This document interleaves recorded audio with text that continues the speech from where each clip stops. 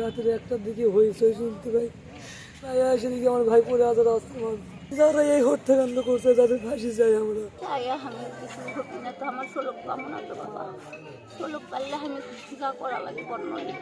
এই ঘটনা তো রাতে হয়ে গেছে, কারা যেন ডাকেলে যে তারা মনে করেন যে মারলো, কিভাবে মারলো এটা তো বলা আমরা পারছি না। এখন পরিবেশ এখন আস্তে আস্তে জানা যাবে, তখন আমরা বলতে পারবো আর কি। প্রথমে ডেড বডি কি ওখানে পড়েছিল? হ্যাঁ, ওখানেই আছে। তারপরে যখন জানাজানি হলো তখন নিয়ে আপনি মেডিকেল নিয়ে যাবেন। মেডিকেল যাওয়ার পথেই মনে করেন যে মারা গেছে। হয়তো ওখানে গল্প করতে কথা করছে, এরই মধ্যেই মনে করেন যে কারা আসে যেন মারছে, এটা তো বলা যাচ্ছে না। 12টা পর্যন্ত দেখছি, 12টার পরে টয়লেট থেকে বাইরে গেছে, 12টার পরে বাইরে গেছে। রস আনবে গেছে, রস খাইনি, লেটে শুয়ে বাইরে গেছে, এসে রস খাবি।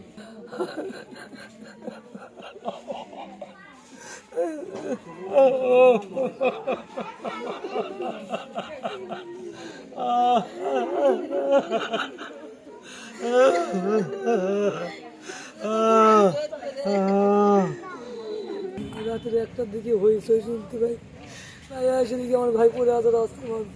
পরে এসে তুলে দিয়েছে আমার ভাই মৃত অবস্থায় পড়ে আছে। আমার ভাইয়ের সুস্থ বিচার চাই, যারা এই হত্যাকাণ্ড করছে তাদের ফাঁসি চাই আমরা। আমি তার ফাঁসি চাই।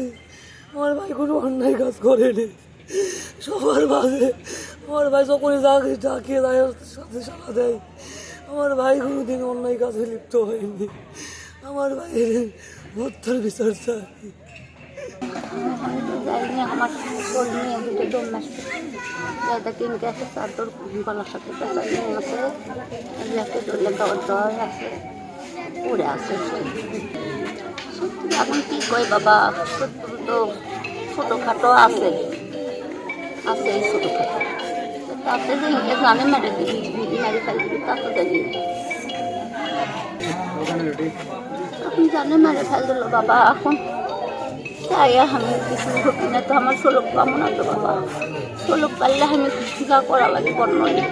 আমি তো শোলক পাচ্ছি না, আমি সেই করে কি করবো না, জায়গা পয়সা নিয়ে সেলে নিয়ে ছোটোখাটো সত্যি জানাতে তুমি সত্যি দিবা।